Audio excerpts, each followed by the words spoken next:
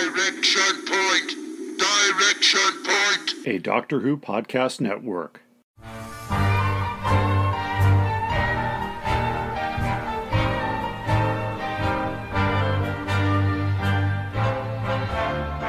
Well, hi everybody. Welcome back to Doctor Who Literature, the podcast taking you through the world of the Doctor Who novelizations put out by Target Books from 1973 onward in publication order. We're a member of the Direction Point Doctor Who podcast network. My name is Jason, and I'm your host on this journey, this very long journey. I am out of town this weekend, so this is a pre-recorded episode. The interview with producer David Barsky was recorded in Barsky's home in Los Angeles a couple of weeks ago. As you are aware, I had COVID a while back, and I lost a little more than half of our planned family vacation. I did not get on a plane to join my family in Los Angeles until I finally tested negative for the darn thing. You will hear a couple of audio glitches during the interview with Barsky. We recorded in his library, his phenomenal library, about which more during the interview. And we were at times walking around, and it's a large room, so the audio does drop in and out at times if one of us strayed too far from my recording microphone. I did some surgery by amplifying bits of the audio.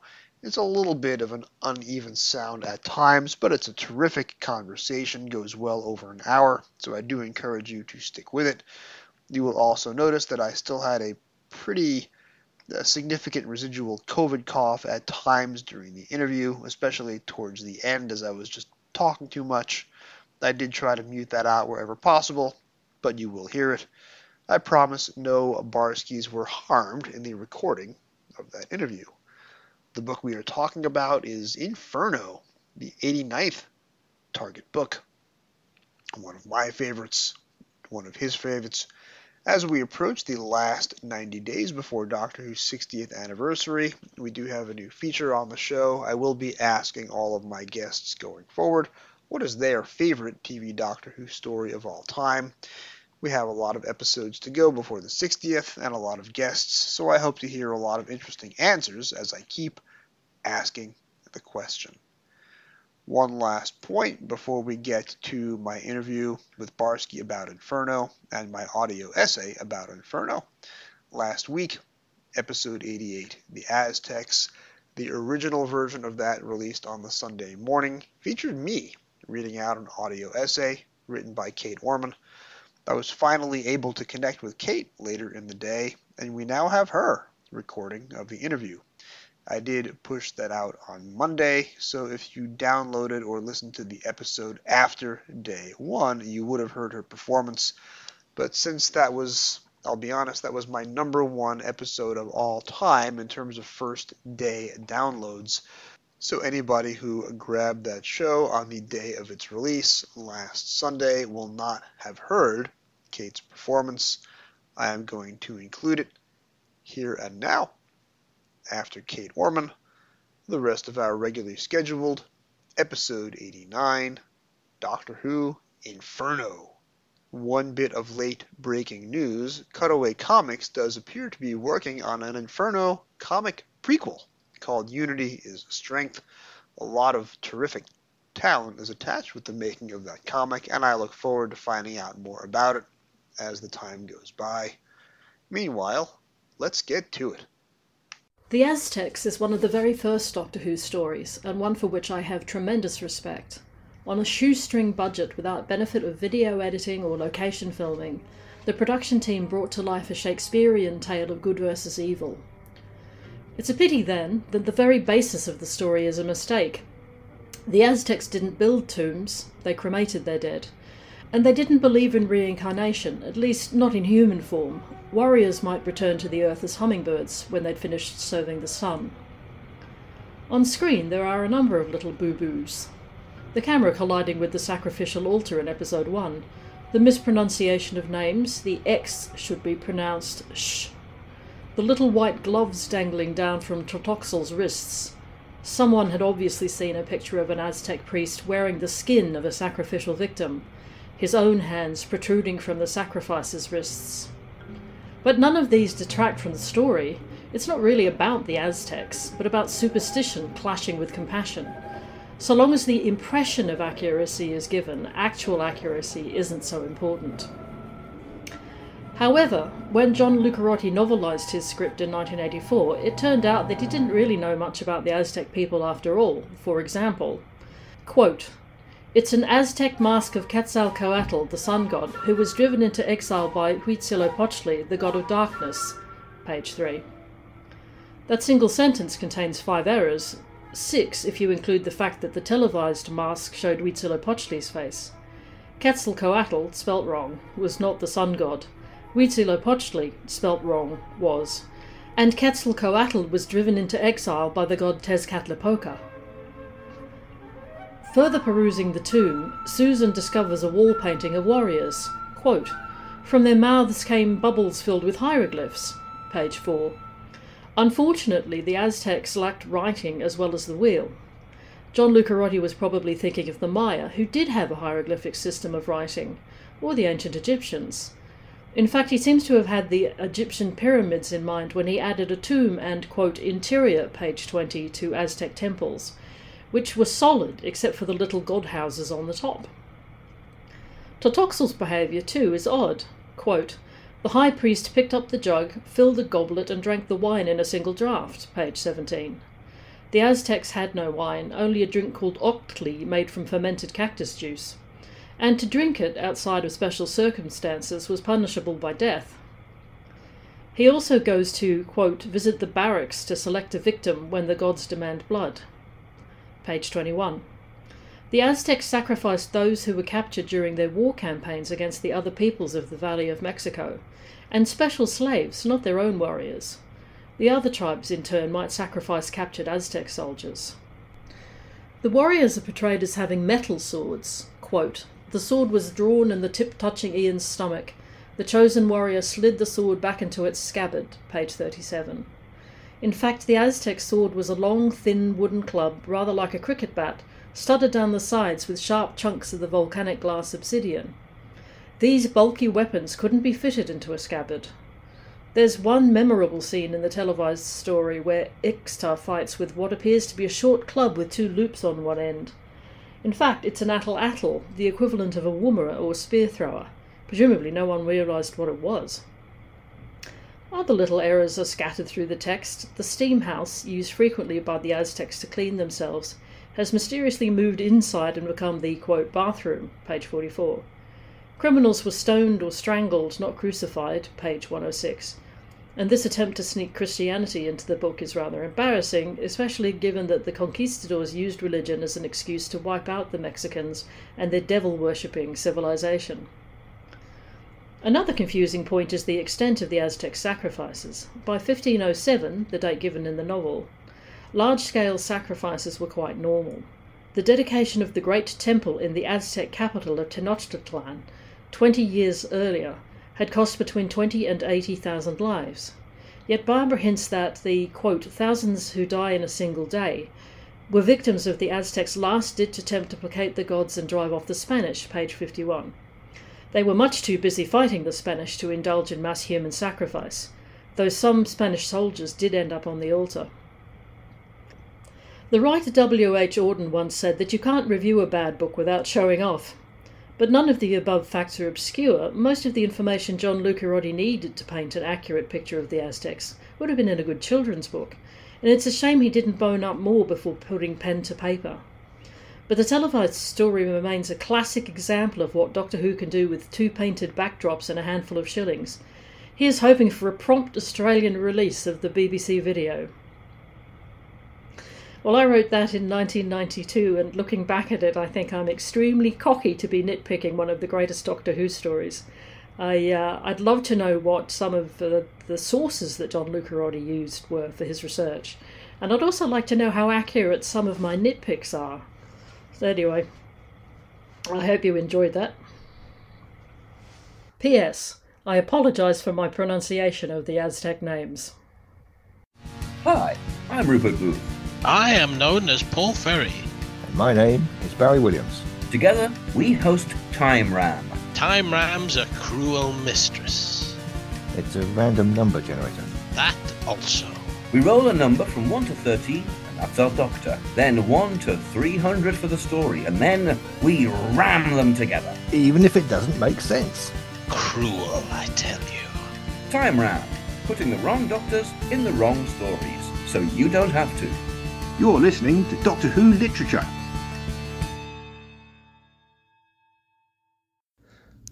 Coming to you live from the beautiful San Fernando Valley, it is David Barsky, co-producer of the show. David, welcome to the program, and thank you for letting me in your home. Yeah, welcome to my home, man. I love like-minded individuals coming to my house and sitting down in these very chairs. I know you appreciate books, and I built this room for this exact reason. I love science fiction, horror, and fantasy properties, TV, film, and I always wanted a room to reflect that and basically hold my books, both my fiction and my nonfiction.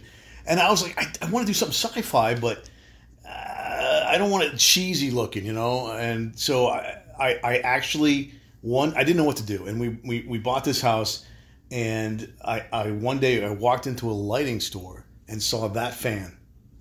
And for those of you who obviously can't see it, it's this sort of this turn of the century, Victorian style, if you will, steampunkish fan that has basically it comes down from the ceiling and has a light in the center, but has two fans. It's got faux brass on it, two fans on either end, and it spins around when it's on. The whole thing rotates. Oh wow! Yeah, so it's really fun. But I saw that, I was like, that's it. I'm gonna do some Jules Verne-esque type of thing. For my office / library. And, I got the wallpaper and the chandeliers. And have you noticed the ceiling?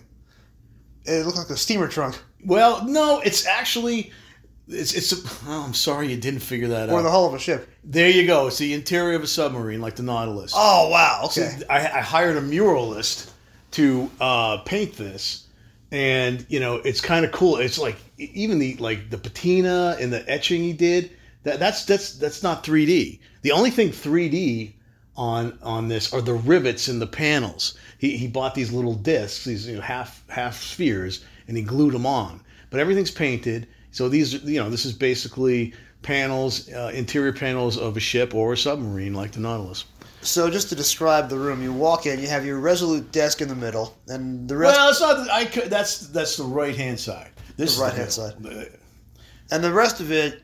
The far wall behind the desk is 4 bookcases, packed with paperbacks. They're all literature. That's the literature section. And where we're sitting in the back is an alcove, and it is 9 bookcases with the armchairs. And you have just about every nonfiction book on sci-fi and horror, film, and TV that you could imagine. Well, I definitely don't have them all. How many books do you have total? I have just cracked 2,800 volumes. 2,800. I'm sitting with your Doctor Who shelf right off to my right. This is incredible. Books here that I didn't even know about. Yeah, it's funny. I posted. I belong to some Facebook group that has genre books. And they post their shelves. I was like, okay, I'm just gonna do it, right? So I literally took pictures of all the cases. All the shelves, and that's not just a shelf. That's a whole cabinet. That every cabinet I have every 9 of the cabinets has 7 shelves. So the Doctor Who, that's one full cabinet of just Doctor Who. And literally somebody posted I never realized Doctor Who had so many books written about it. Oh gosh! If you only knew, dude. And you have piled up on the floor the the complete history. Yeah, I'm figuring out what to do with them. I was going to put them maybe on the top of that bookshelf over there, or I do need a couple of standing shelves. I have room, maybe over there, definitely in the center, and maybe behind these chairs. I'm going to do something. And I think 3 or 4 of these books have my name in it. I see you have Time Unincorporated Volume 2. Yeah, of course. I've got a piece in that. You've got The Nth Doctor. My name is in that. I see you've got Graham Burke and Stacey Smith in here somewhere. I've got several there stuff. I'm outside in. You've written for, right? I've got all those volumes. I didn't see those. Yeah, I've written for all the outside ins except for Twin Peaks. Right next to the Eruditorium books. Yeah. I'm in both. I've got essays in both of those. Yep, and I've got the other outside ins. The the ones that have done it for other properties as well. Those are on different shelves. I can autograph them for you. Yeah, sure. Don't touch my books. So we are here today to talk about the novelization of Inferno. We each have our copies on the table. Absolutely. I have the 1984 first printing. Geez, I probably have something close to that. Yeah, I got the 1984 printing.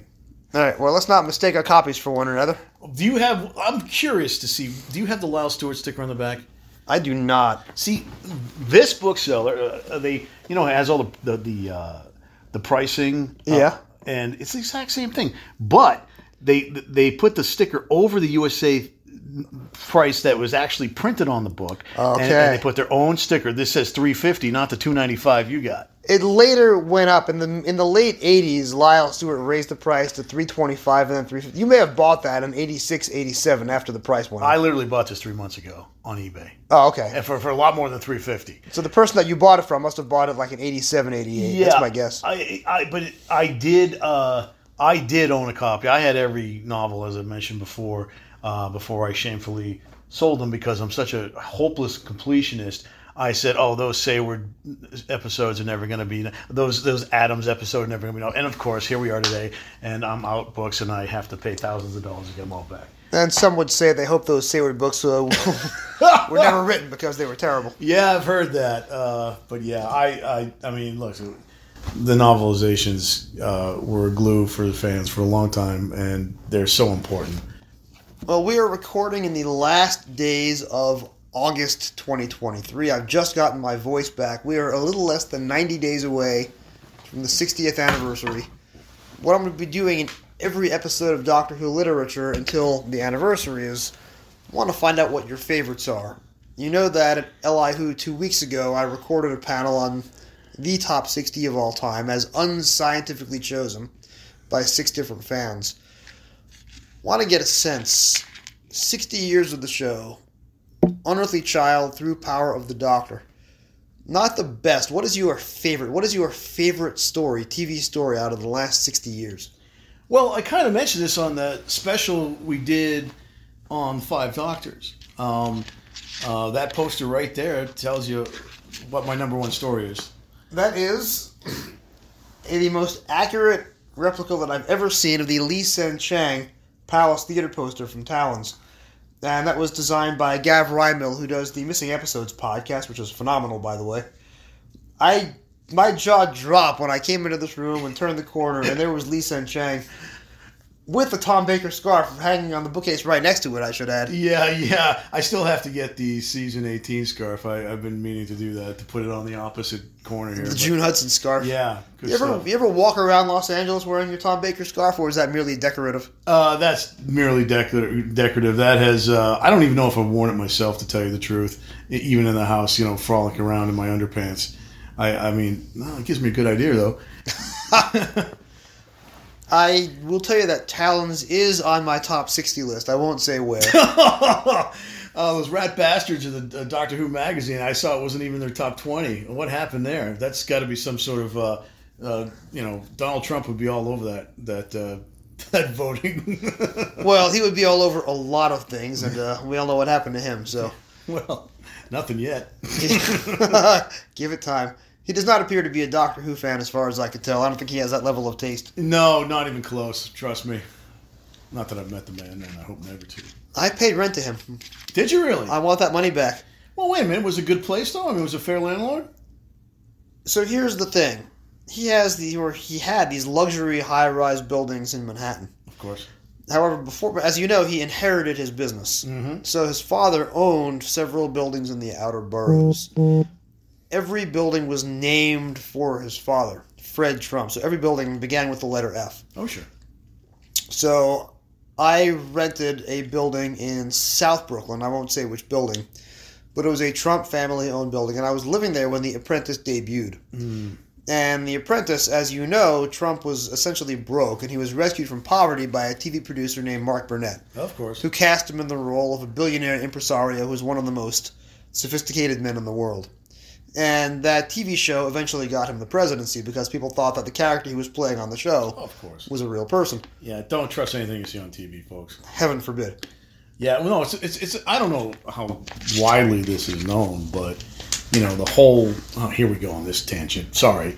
You know the whole run for presidency was originally a publicity stunt. Right. It was a way of getting more money out of NBC. Yeah, of course. And I actually knew an audio mixer who was following Trump. He was hired to follow Trump, and he told me that, well, in the middle of the thing, they're all like, well, wait a minute, I'm actually getting some traction here. Maybe I should really do this. How fucking scary is that? The original Mark Burnett Apprentice was a good show. And he was playing an interesting character on it. But I was in this... It was not an impoverished... It was a racist building. You had to be white to rent there. So even that was pretty obvious. The point is, I was sitting in this, South Brooklyn, very non-glamorous building, laughing my head off because the guy that he was playing on TV didn't match the building that I was living in. After about a year of living there, the Trump family sold the building, and I couldn't understand why they would sell the building. It wasn't until the New York Times did their expose 15 years later. It was a massive tax scheme to avoid inheritance tax. Well, so most of it is, isn't it? So they sold everything at a quote-unquote tremendous loss. Oh, yes, of course. Yeah. So that was my paying rent to the Orange Fellow story. But getting back to Talons of Weng-Chiang, what about it makes it your favorite? Just the depth of the story. I mean, look, it's no secret it was the swan song for Hinchcliffe and for Holmes, and they put their all into it. I just love the sets. Victorian England. How can you go wrong there? Or is it Edwardian? I don't even know. It was Victorian. Victoria, yeah, of course. Edwardian is 1901 to 1914. No, that's right. That's after. Yeah, that's right. After Victoria passed on. So and this was 1880s, right? Something like that. Yeah, they never give a year on screen. Yeah. But I think, somewhere in the late 1880s, I believe. But I how can you, the Holmesian aspect of it, the Sherlock Holmesian, I mean. Yes. In which it was blatant enough, and who cares? It was fun. And the performances are all excellent. I mean, Henry Gordon Jago and John Bennett. I mean, they're all freaking amazing. It's so much fun. It's great. And Mr. Sin is just so evil. It creepy as hell. Yeah. I mean, that's one of the scariest things when I was a kid ever. Not a lot scared me, especially on Doctor Who, but I was really, really afraid of Mr. Sin when I first saw him. And there aren't too many actors who've managed to get a 50 or 60-year career out of a specific skill set. Deep Roy has been working continuously for decades, and Talons was early days for him, but he's managed to parlay that into an incredible career, not just in sci-fi, but he's been... essentially in everything. Isn't he doing like some reality food show now? Did not know that. Yeah, I follow him on Instagram, and he's like in Italy eating, and I'm like, what is this? Wow. And I didn't pay much. I haven't paid much attention, but I think it's like just happened or just ended or something like that. I don't know if it's. But they were shooting, and I think that's what it was. Maybe I'm completely wrong. If they do another season, you're going to have to get your hat on the ring as showrunner. Yeah, man, I do. I know my food shows. You would ace that interview. Oh God! You just bring out that poster. Yeah, I know more about Deep Roy than anybody wants to. And it's also David Maloney's final Doctor Who as director. One of the greatest directors there is. One of the greatest for the show, absolutely. What can you say? He's one of these guys, though. He does, for the most part, he does really great in the studio. I don't think. I mean, he did Planet of the Daleks, right? Yes. Yeah. I think he kind of fell down in the studio in that one, but it's his exterior film stuff. I mean, you look at Genesis of the Daleks, the classic opening scenes of Genesis of the Daleks. I mean, it's just, Jesus Christ. He's really great. I love Maloney. The War Games, Episode 1, Scene 1, the TARDIS materializes on location as reflected in a puddle of mud. Yeah. That's one of my favorite shots in the entire classic series. Brilliant. Yeah, that's David Maloney. Yeah. Now, he's up there with, Douglas Camfield, of course. They had a lot to do with the look of the show in the 70s. Everything just came together in the 70s for the show. It really did. It really gelled. And, as, we're going to talk about a season 7 show, which crazy season 7 is basically every single serial is a pastiche of Quatermass in some form or the other. But who cares? Quatermass is one of the greatest science fiction properties of all time. Every serial in season 7 is better than the one before. Yes. Spearhead from Space, spoiler alert, I couldn't put all 4 stories from season 7 in my top 60. Some stories in my top 60 are there to represent other stories, because they can't all be historicals, they can't all be season 7, they can't all be Dalek stories. I had to make some painful choices. Spearhead from Space is the shortest of the 4. I've seen it, I think, too many times, and I own too many copies between the VHS and the DVD, and then the remastered DVD, and then the special Spearhead-only Blu-ray. Oh, yes, of course. I've paid too much for that story over the years. It's not, I think, one of my top 20. It's not in my top 60 at all. Silurians, I can't watch it over and over again because it's very dark, but Silurians is a phenomenal story. Ambassadors and Inferno are both high up in my top 60, as we'll find out in November. Yeah, I gotta say, I as soon as you said that, I said yes, I agree with you. But I've always felt Ambassadors is 4th place. I think there's a little bit too much run around and repetition in it, even more so than Inferno. But Inferno is my number 1, and Inferno is probably in my top 5 of all time. As I was watching Inferno in the spring of 2021, because I started my pilgrimage October 2020. Yep. And the traction that got me on Twitter indirectly created this podcast. So that Twitter pilgrimage was huge for me personally. Starting with Unearthly Child and Cave of Skulls, October 26th or 27th, 2020. I just kept going, man. I had to take a break because I was waiting for the Season 8 Blu-ray to come out. And I ordered my copy from Katie Manning's web store. And I got the Region 2. So I took a break in between War Games and Spearhead. That was one of my few breaks on the pilgrimage. By the time I got to Inferno Part 1, I realized this is the best script, Inferno Part 1, in Doctor Who's first 7 years. Because every line of dialogue in Part 1 has a double meaning, and it's reflected later in the story, which is a genius level of writing that Doctor Who wasn't doing up until that point. So Inferno was clearly my number 1. Other stories later surpassed it, but it is still in my top 5 or 10, as we'll find out in November. Inferno, well, I'll let you tell the rest of the story. Why is Inferno so great? Oh my God. I don't think there's another entire serial of Doctor Who that sustains the level of intensity that Inferno does, with episode 6 being the most intense thing that classic Doctor Who ever aired. It's insane. It's so great. And again, you're talking about the writing, Don Houghton. I've heard it several ways. Who knows these days? But great writer. He's a screenwriter. He did a lot of film. I got a funny story about him too. Quick trivia question. Yes. He was married to Pik Sen Lim, who was then an actor in Mind of Evil the following year. That's right. Another great story. They had a daughter. What is their daughter's connection to the Doctor Who universe?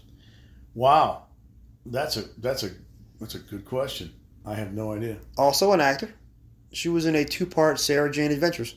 No kidding. Seriously. Oh, I did not know that. I only saw a couple of Sarah Janes, but yeah, Pik Sen Lim became very famous in England, of course, and he, who his best friend was?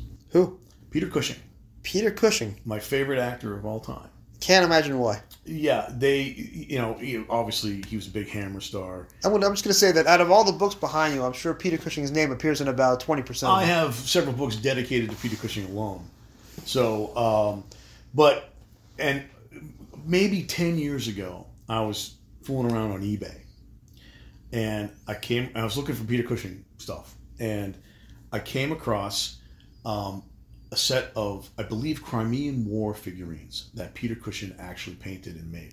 Peter Cushing painted and made Crimean War figurines. He was an avid collector and maker of miniatures, soldier miniatures. I was today years old when I learned this. Yes, and the set was gifted from him to Don Houghton.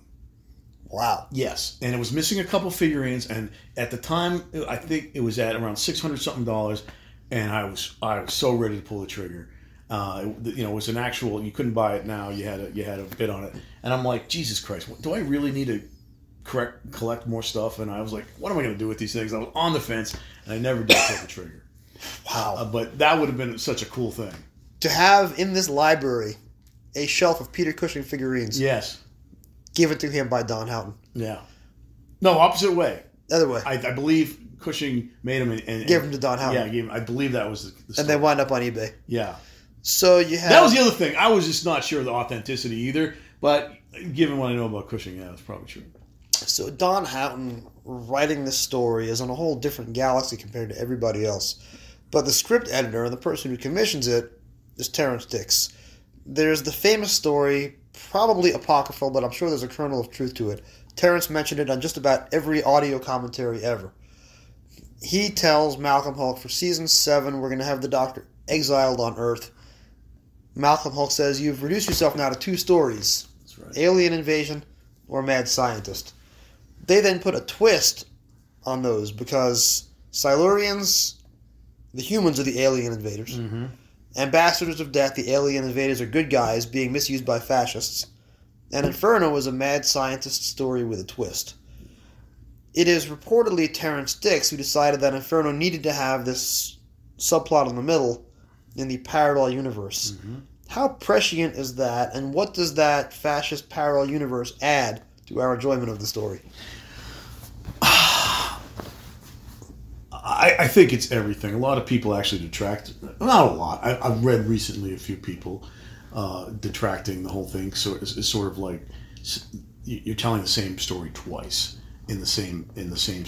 But it doesn't work otherwise. I totally agree. It adds so much more stakes. You don't mind seeing.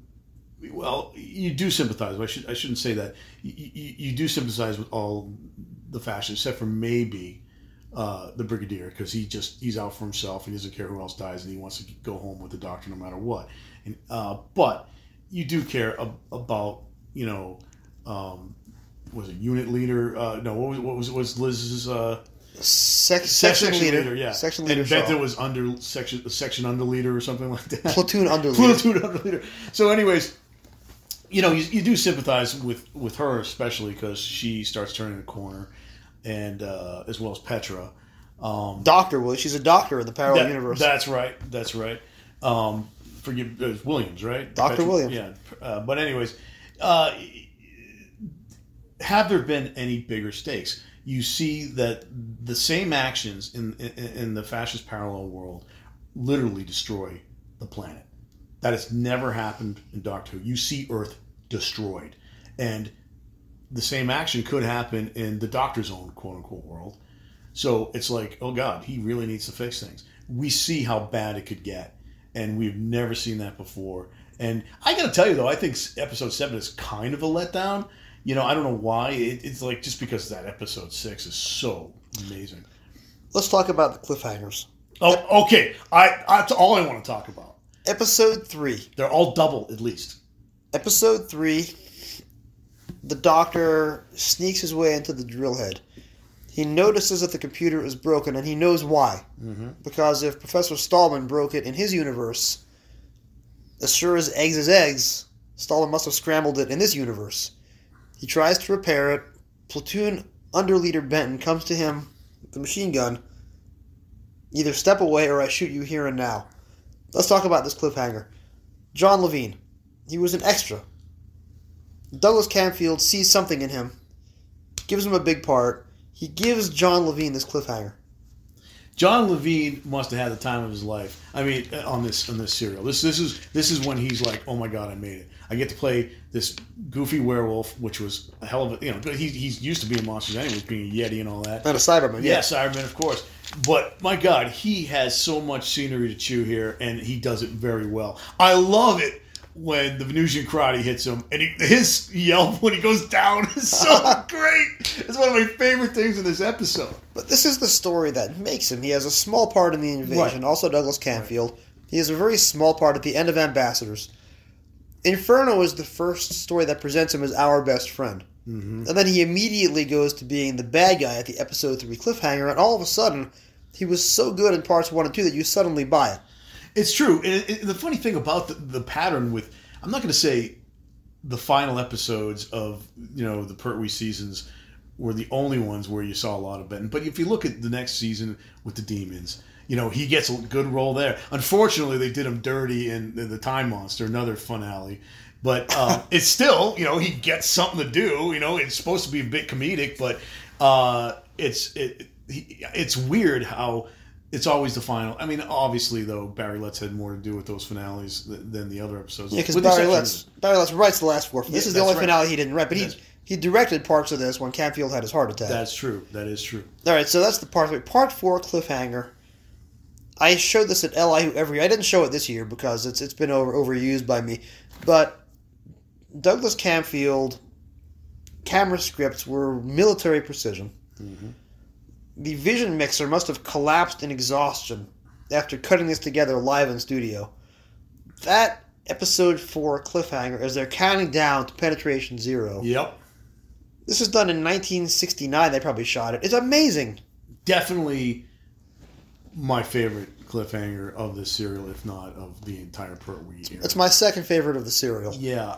Well, the first one is the only problem with the cliffhangers, and it's a small one. They're very similar. Something is about to blow in the facility, and someone's pointing a gun at somebody. Yeah. So, but there are all these double cliffhangers, and it's just amazing the way. I remember when I first realized that.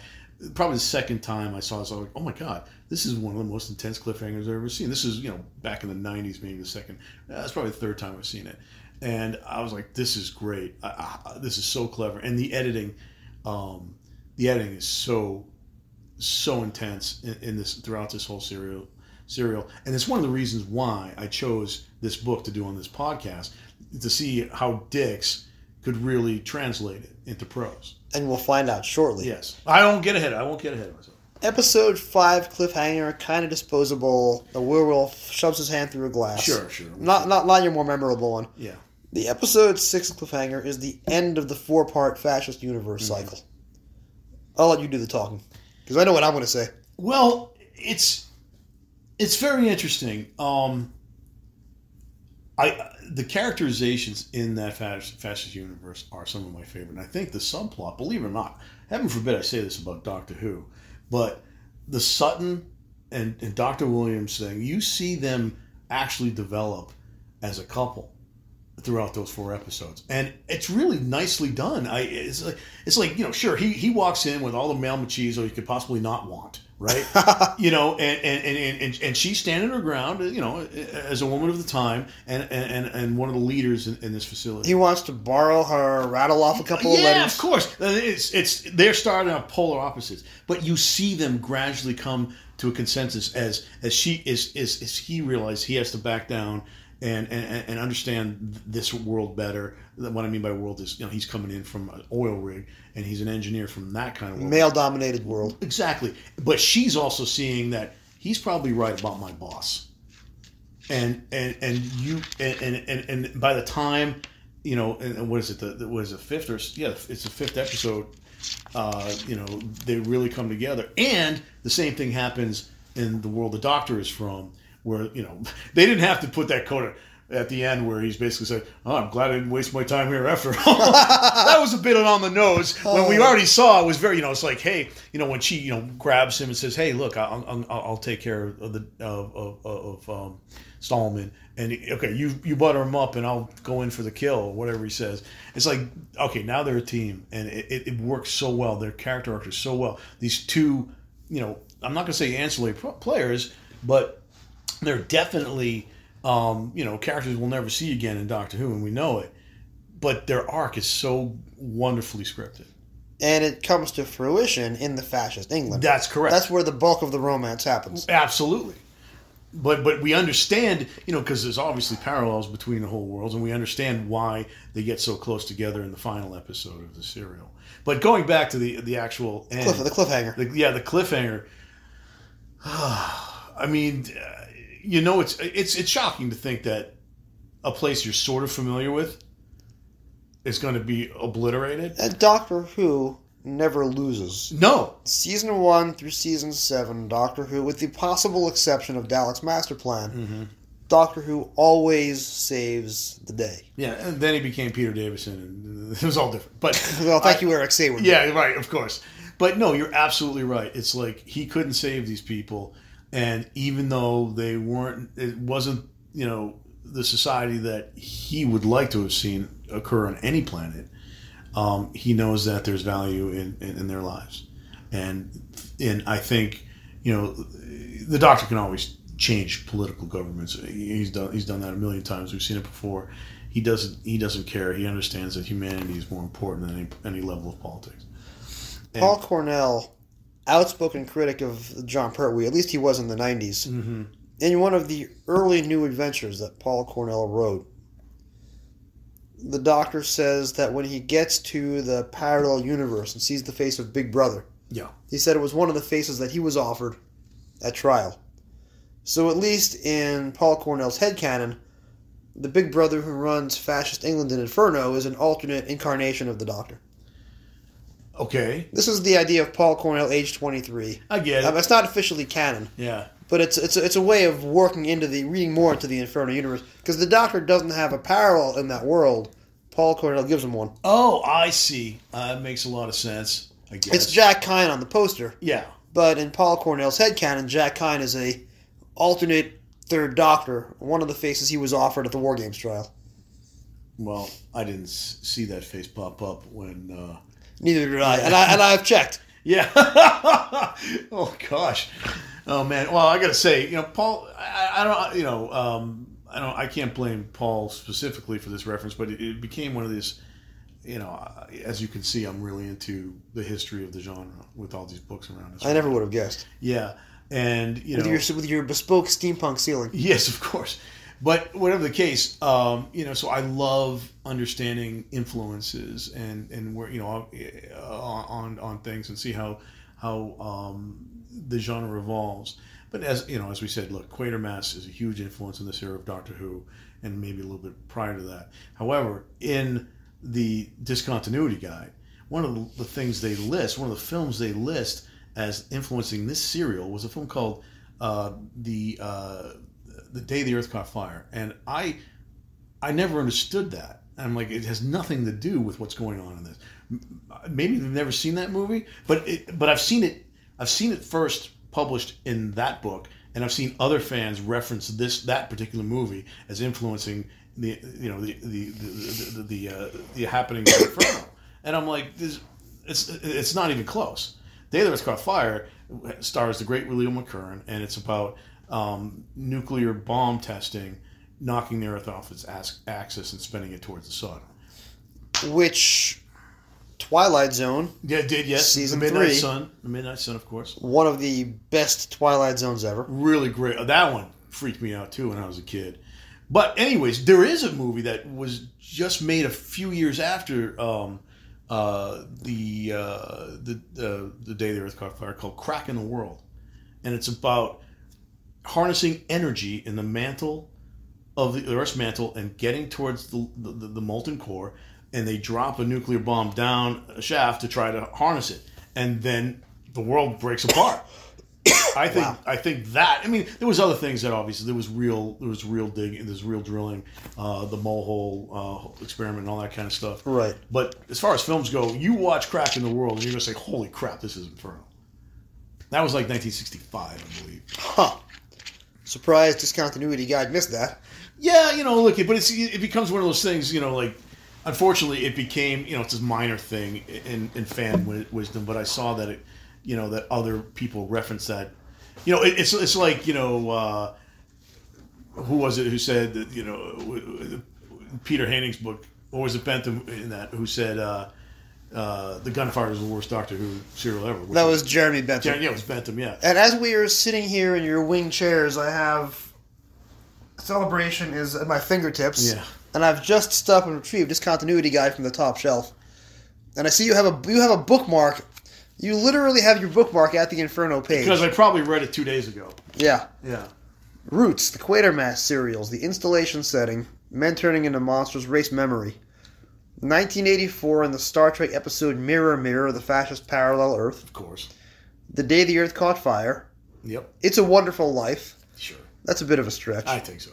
John Wyndham's Random Quest. Well, John Wyndham is basically, Yeah. I mean, he's Early draft of Doctor Who. Yeah, absolutely. I love John Wyndham stuff. The Troubleshooter's not familiar. Doppelganger, not familiar. Doppelganger is I believe, a Jerry Davis movie. Jerry Anderson movie. Conan Doyle's When the World Screams. Yep. And the Doctor sings La Donna Mobile. Yeah, I mean, those are minor. Those last two are very minor things, of course, because that's the sound of the Earth screaming out as a rage. That came right from that Conan Doyle story. Given that Paul Cornell was an outspoken critic of the Pertwee era, the bottom line, by equal measures, a horror tale, a political fable, and a love story. Has there ever been a better scene in Doctor Who than the reflective "so free will is not an illusion after all" moment? Well acted and beautifully written, this is one of the best stories ever. But now they usually put their initials after the entries. Did he write that? They don't do that in the discontinuity. Really? I thought they had. My mistake. I don't know if that was him or Topping or Day. It sounds like Paul Cornell, but it's hard to tell sometimes. Well, does it sound like him if you didn't like the Pertwee era? Must love that story. Well, listen, it's a great one. Everybody has their right to their opinions. I just don't understand people who don't like this story, though. It's so intense and so well written for many reasons. Absolutely. As a kid, I was just mesmerized. And it wasn't even so much by the fascist parallel Earth stuff in the Part 6 cliffhanger, which is literally the end of the world. Mm-hmm. These aired not on my local PBS at 7 p.m., 25 minutes a night, but these aired in 1985 on New Jersey Network. They were doing Omnibus, starting at 11 o'clock Saturday night. Wow. I'm 11, 12 years old. I don't necessarily have a bedtime on Saturday night at that age, but I'm not going to make it much past midnight because I'm not used to staying up late at that point in my life. So I wasn't always able to watch Doctor Who on Saturday night because we only had the one TV with the cable. And if my parents wanted it, they took precedence. They didn't mind giving me 7 p.m. on a weeknight, but 11 o'clock on Saturday night was their time. So I had to wait for them to either not be home or what have you. I was able to watch the first hour of Inferno. And it was the green dish detergent, which turns the guy into a monster. That's what got me. Oh. And it's so beautifully depicted on the cover. Ian Fairbairn turning into a mutant. This is one of the best Target covers. I mean, you wouldn't want to see it in public. It's pretty gross, but it's a terrifically gripping cover. Because you have literally the sky is orange and red and on fire. Yeah. And you have Ian Fairbairn turning it, and his coat is scorched green with the slime. So that was my entry to the story. And then I discovered all the other aspects to it as I got a little bit older. Let me tell you, was it the first Pertwee that you saw? No, I would have seen most of Spearhead. I saw the first hour of Silurians. I saw nothing of Ambassadors of Death. This was my third Pertwee. Well, it was my first. And wow. You know how gripping it was for me? My primary PBS station was Channel 2 in Boston. However, they didn't have the Pertwees yet.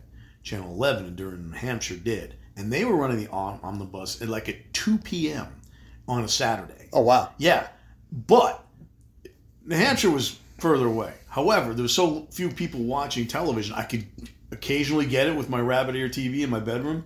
So I swear to God, I saw probably 75% of what I saw was snow.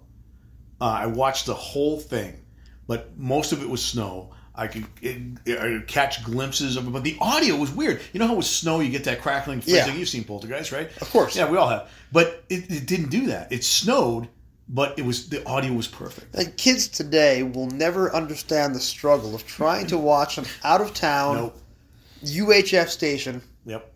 And you have to make sure the TV's pointing in the right direction. Oh, yeah. You put tinfoil on the rabbit ears to make it get better. I was constantly adjusting to watch Doctor Who. The War Games, when I did the War Games that way on Channel 11, my God, I only saw the opening flashes of the thing, and that was about it. But I could hear it all. But the interesting thing is, that was the first Pertwee I saw because that channel wasn't running the black and whites or incomplete episodes. So this was the first fully intact Pertwee.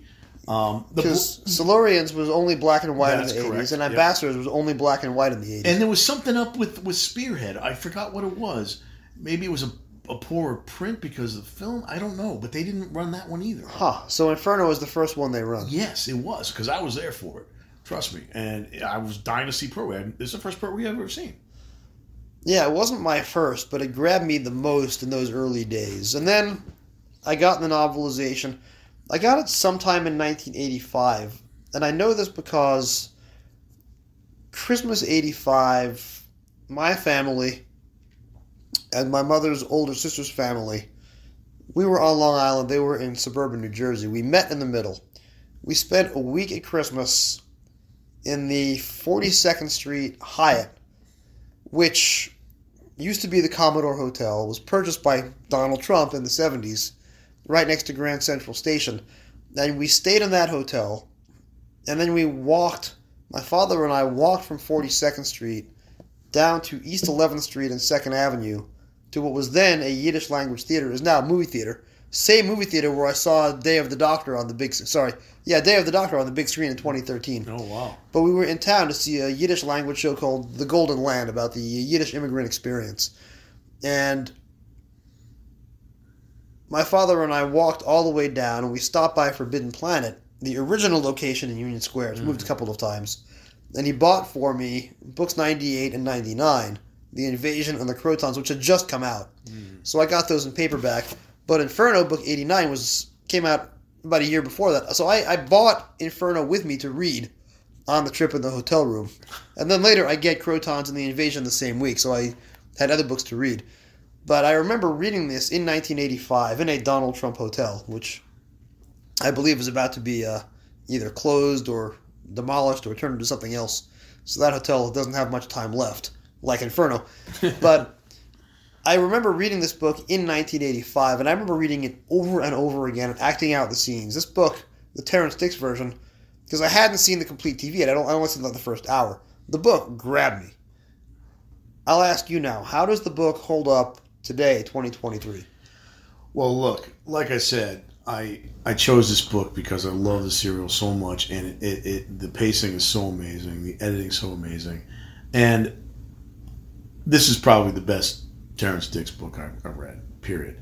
It's also, I guess, it's probably the lengthiest Dicks I've ever had. I don't know. That's surprising, because Spearhead is much longer. Day of the Daleks is much longer. This is only 120 pages of text. I guess Day of the Daleks is much... Okay, I've read those were his first two. Those go on for quite a ways. But still, whatever the case, it really suits the serial well. And I'm wondering if it's just Dick's writing style anyway, because, he famously just went by the shooting scripts, and that makes for a faster read. He doesn't wax poetic about, tapestries, on the walls, like, Anne Rice or something. Gosh. Yeah. No, but seriously, I think the way the serial's paced, his writing style really suits it. And this book moves. He omits a few things, but not a lot. What he doesn't do is he doesn't jog back to the original world very much. Like he doesn't have Liz just checking in on the doctor to see if he comes back. That's not necessary. It's there, pages 104 and 105. He takes all those scenes and converts them into a single page summary. Right, but he also doesn't. Correct me if I'm wrong, but he doesn't flash back to the accident that what's his name has. When he's being driven off course. That's a long... Keith. Right, yeah. It's a long studio scene. It's him and the driver having a long argument. Yeah, right. But the way he does it, though, he has, there's some recollection of the Brigadier looking into it, in the final chapter or something like that. You need that on television to get your 25 minutes in. It would completely destroy the pacing of a book about the end of the world. Smartest thing he ever did in this book. Although, it's funny. He's so pacey in his writing just because he's just... I'm not going to say he's taut, but he's just so lean. And the fact that he eliminated that and very little else it tells me he's a smart guy. Look, Terrence Dicks, for all I will detract from his, I bash his writing every now and then. He's not the greatest writer because look, I read a lot of books. I read all the classes, but I've always said he's probably the number one person to ever work on the show, and because he, just because his influence in the 70s, not to mention the 60s, for the final season at least of the 60s, he's up there with Verity Lambert and, for better or worse, John Nathan Turner, as far as their influence goes on the show. And look, the fact that he wrote the bulk of the novels, he did so much for the show, and that was very important to fandom at the time, who couldn't see the serials otherwise. Page 74. is the episode 4 cliffhanger, which is an incredible bit of work for Douglas Camfield. I'm going to tell you right now, that was the main reason why I wanted to read this, that very cliffhanger. This page, I'm not going to count because I'll lose track. There is no paragraph on this page that is longer than 3 lines. Most of this page is single sentence paragraphs. I am generally not in favor of that style of writing. But when you're doing it in a 120-page children's book where other paragraphs are between 8 and 10 lines, this page sails by. If you want to reenact the cliffhanger in your living room at age 12, and you want to read this out loud, this is an incredible way of taking Campfield's immaculate camera scripts and converting it into prose. So this page looks unlike any other Terrence page because it's short paragraph, one after another. And he uses italics for the countdown. Yep.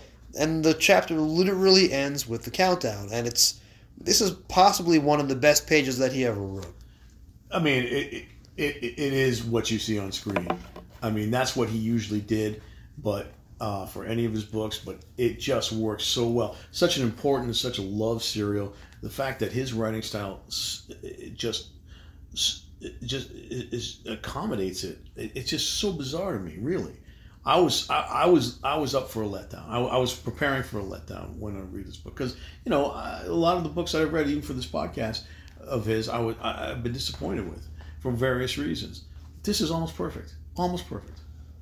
I have gone back and forth on this book. When I read this during my Twitter pilgrimage, remembering that I loved it as a kid, I was disappointed in it in 2021 because I thought it didn't capture the intensity of the TV serial.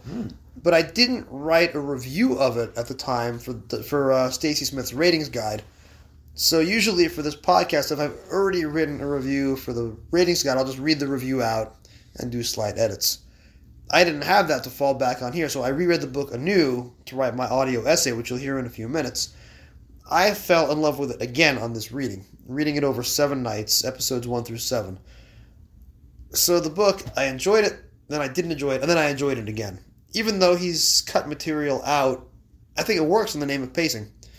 I think some of those scenes, again, you have to have padding. If you're doing a low-budget show in a small studio, 25 minutes a week in a serial format, it's not a feature film. There has to be repetition from week to week because you have to accommodate viewers who might have missed episode 3 or episode 5. Absolutely. And you have to have long dialogue scenes without regulars in them so they have time to do costume changes or get across the studio. So that scene between Keith Gold and the driver is a necessary scene in the visual language of 1970 television before we were born. It wouldn't work in the book. He cuts it out, and it makes the book better. Yeah. Because if you're reading this book with a bunch of single-sentence paragraphs of propulsive narrative, then you stop for a 4-page circular dialogue between a tertiary character and an extra, it's not going to help you as a kid enjoy the book.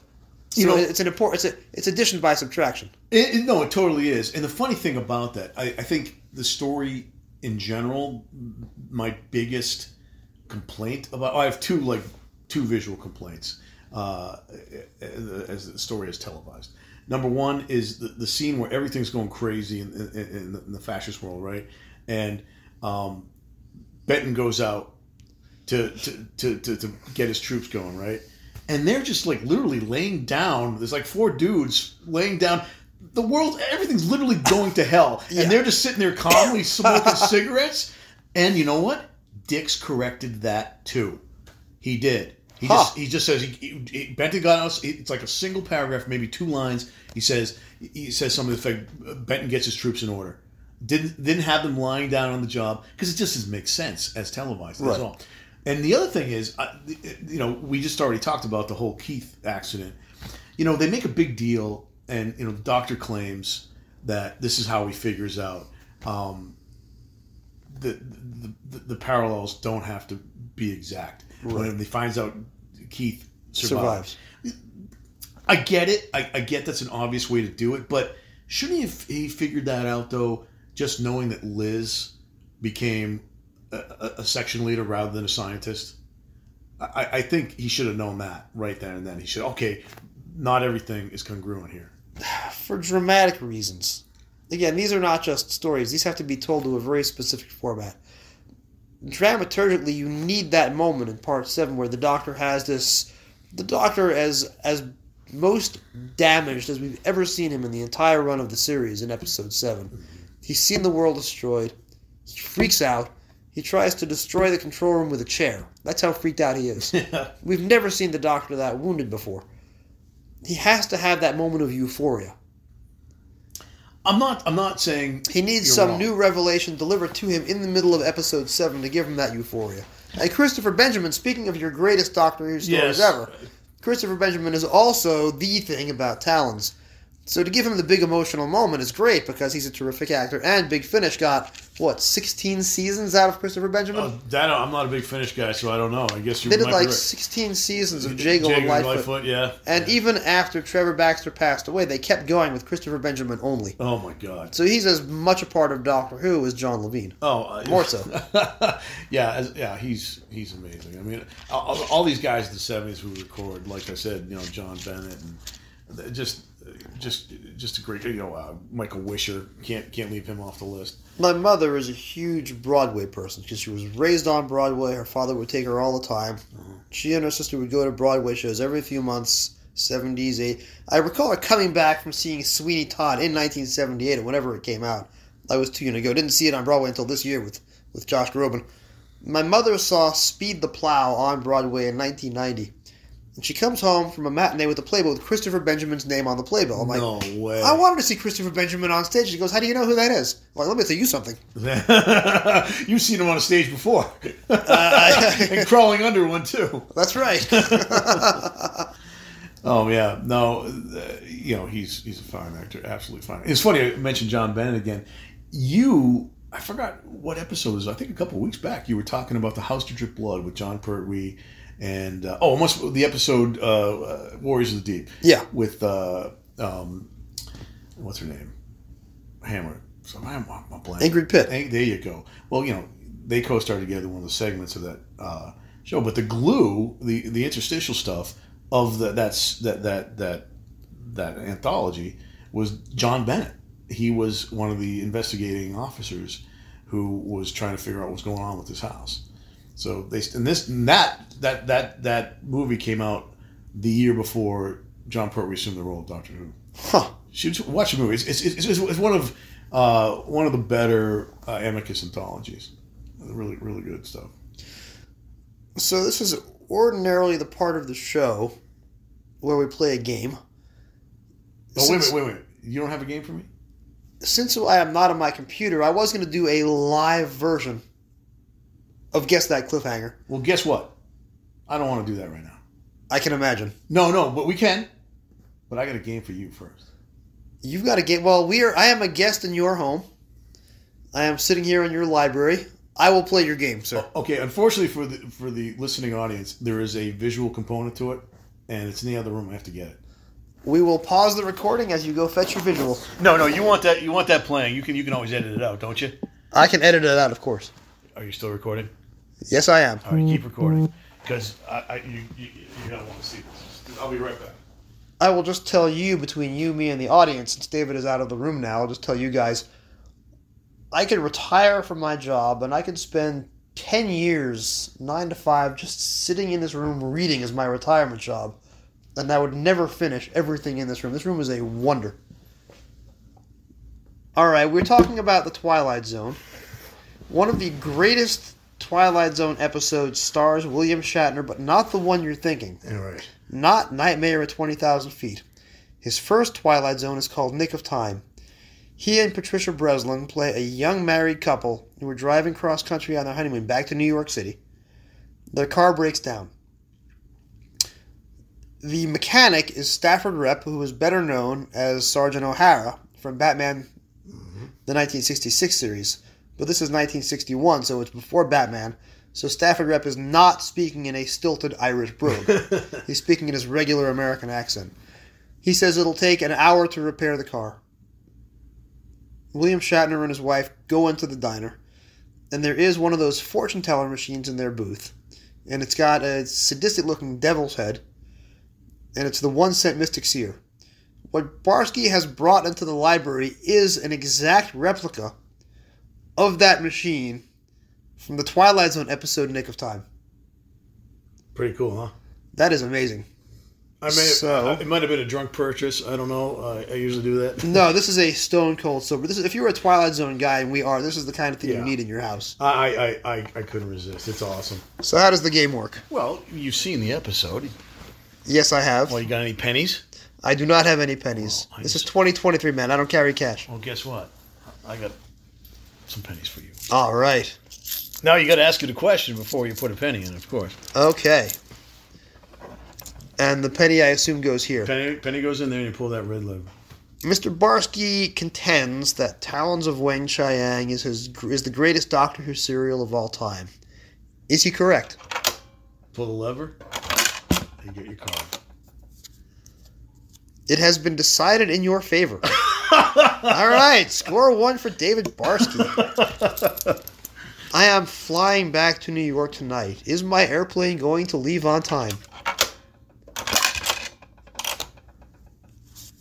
That is up to you to find out. Well, that's not helpful.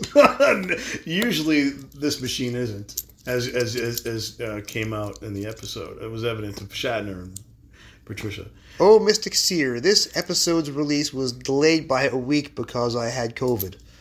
I still have a bit of a hoarse voice and a little bit of a cough, as you can tell, but I appear to be healthy. Will I ever catch COVID again? The answer to that is obvious. Well, maybe it's more obvious to the machine than it is to me. Well, maybe I should put one in now. Am I going to get COVID from you? Is Barsky going to catch COVID from me? It is quite possible. That's good because we all need the immunities. Natural immunity will last you about 6 months. Yeah, well, it's better than nothing, I guess.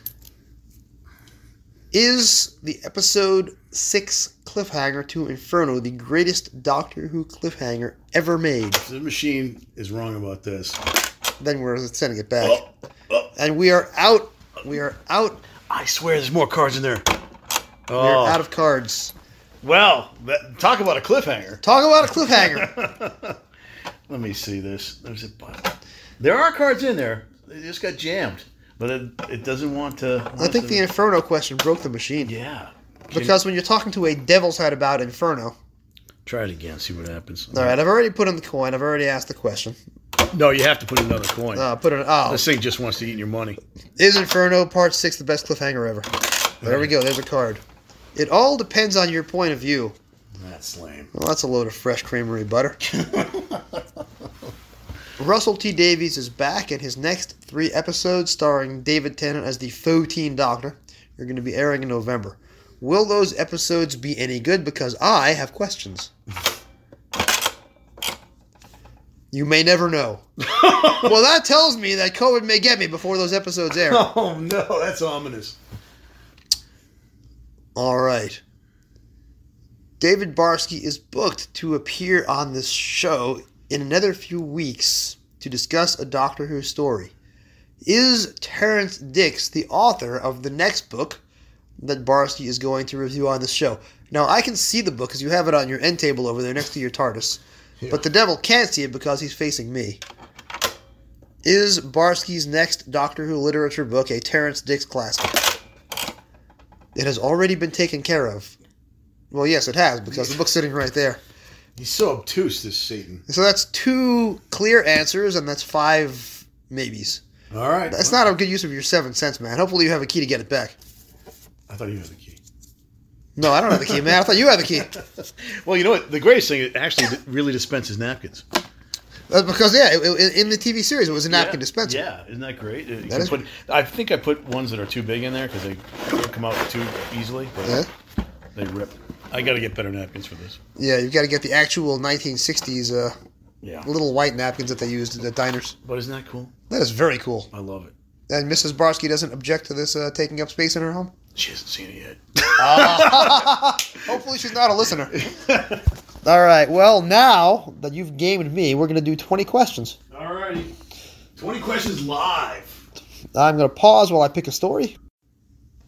And we are now going to play a live version of 20 questions following the spectacular flame-out of Old Nick. I am one Doctor Who serial from 1963 to the present. Using 20 yes or no questions, you will guess which story I am. Your first question, sir. Well, can I call this question 0? You can try. We'll see if I accept it. I just want to know if I can use the Mystic Seer to help me out. Of course you can. I would expect nothing less. I don't think he's going to be much of a help. I don't think he's much of a help. I'm going to go for the gold here. I mean, why not? I've done this enough times, right? You're going to try and get it in one, aren't you? I have to. Because the record is like 3 or something. What is it? The record is 4. 4, yeah, okay. And I will say that I do have a classic Doctor Who author who's coming up on this show in the next several weeks. And that author is desperate to play 20 questions. And I'm curious what their first question is going to be, because it might well be their own story. Yeah. You have no such in. What is your first guess going to be? Is it Full Circle? Oh, you have stolen somebody's thunder, my friend. No, it is not Full Circle. Question 2. All right. Is it a classic Doctor Who story? It is a classic Doctor Who story. Is it a black and white story? Question 3. Is it a black and white? It is not a black and white story. So now you're down to the 70s or 80s. Question 4. Is it a 1980s story? It is a 1980s story. Question 5. Is it a Peter Davison story? It is not a Peter Davison story. Question 6. Is it a McCoy story? Ooh, you skipped Colin Baker. Yes, it is a McCoy story. Question 7, which is appropriate because McCoy was number 7. Yep. Unless you're a Chris Chibnall fan. Yeah. Then he was number X. Is Mel the companion? Yes, it is a Mel story. Question 8. And now you're going to win because there's only 4 possible choices and you have 12 questions left. Yeah. 13, I should say. Is it Paradise Towers? It is not Paradise Towers. Question 9. Is it Time in the Rain? It is not Time in the Rain. Oh, failing miserably here. Question 10. Getting into Bill Evenson territory here. No, don't insult me. Ha! No, question 19 is Bill Evenson territory. Yeah, that's terrible. 10 is fair to middling. Is it Dragonfire? It is Dragonfire. Dragonfire happens to be my least favorite classic Doctor Who story of all time. Now, this surprises me, and I'll tell you why. Why? We are sitting here in the David Barsky. What do you call your library? I know you have tags for your books. What's the name of it? I call it the library. No, I don't know. You showed me your books. Oh, the Fantastic Film Reference Library. Yes, because yes. Your books are literally tagged the Fantastic Film Reference Library. That's true. Yeah. Dragonfire is an encyclopedia of classic film because every character is named for a film figure. I know this. So what? That's a nerd thing. Well, I guess I am a nerd, but what are we doing here? I know exactly. I don't know. It's terrible. It's terrible. I was going to say Time in the Ronnie is terrible. No, Time in the Ronnie I can at least laugh at and enjoy things. I find value in some of the special effects, believe it or not, I think are pretty darn good. That's actually, Andrew Morgan was a good director. Yeah, not the bees, but... no, not the bees, not the bees! Yeah, the bees insert Nicolas Cage audio clip here. Right. But, the tetraps and the bubbles and all that stuff, that's great stuff. It's a fun, stupid movie, stupid serial. It's not the worst. I mean, it was a transitional period. I can find forgiveness in some of the things that happened in that serial, but Dragonfire just can't abide by. Dragonfire is really the beginning of the Cartmel master plan because it's the first story that introduces the idea that Ace is there for a specific reason and there's something that's going on in the Doctor's background. I get it. Of course, that was the whole Ace thing was a retcon, I think, but it really begins. Yeah. I mean, Andrew says there was no master plan; he never had one, and he says that. I mean, that is a fan theory. He might have gone a direction he doesn't understand what master plan means, but listen, what followed after the 2 seasons after were far superior, obviously, and I just think he was still finding his way as a kid who didn't know how to operate in television, really. But once he found some real great authors to contribute to the series and found his footing with Ace particularly, and a doctor who was understanding the role as well, an actor who was understanding the role of the Doctor, I should say. It was great. I loved the last 2 serials. Last two seasons. So we're sitting here in your library. You've given me a machine that tells me that it is quite possible that I may croak. And you've told me that the story that I've picked for your 20 questions is your least favorite story ever. It's an ominous day, Jason. I'm not having a very good day here, folks. I'm having a great time. We're talking about Inferno. That's why we're here today. Exactly. Well, we're going to have you back for another fiery story in a few weeks. Regrettably, you didn't finish the book on time, so we're not going to record that one live. That'll be recorded remotely. I can't. What, you want me to do 2 in a day? What do you think? I'm some sort of genius? I don't know, man. No, apologies to the audience. I didn't realize when I chose. I started after I did my 3 Tom Bakers. I guess I wanted to do one for every doctor. One for each. I got a couple clusters, including this one, but I think I even got a closer one coming up later. We also have to work around your schedule because you're not always in town. You're often on the road making classic television. I don't know about that part, but I literally got it was funny. I knew you were coming out here, and I was like, I'm hoping in town, joking. And of course, I left town all last week, and you were going to come out here last week, and well, because of my COVID, I missed the first 5 days of my own vacation. Yeah, well, but I am here. That's the tragedy of it. But I just got home 2 days ago on Monday, and this is now Wednesday, and I'm glad it all worked out. I'm so thankful you came on. I love showing my library to people who appreciate it. I honestly, from the Doctor Who sphere, who else has been out here?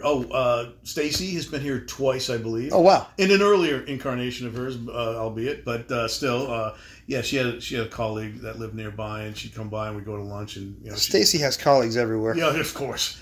And not a guest on your show, but actually made a cameo. Warren Fry actually has been here. Warren Fry cameoed in my Live at Gallifrey episode in February, Enemy of the World. That was with Stacy, though, wasn't it? Yeah. Yeah, that was funny.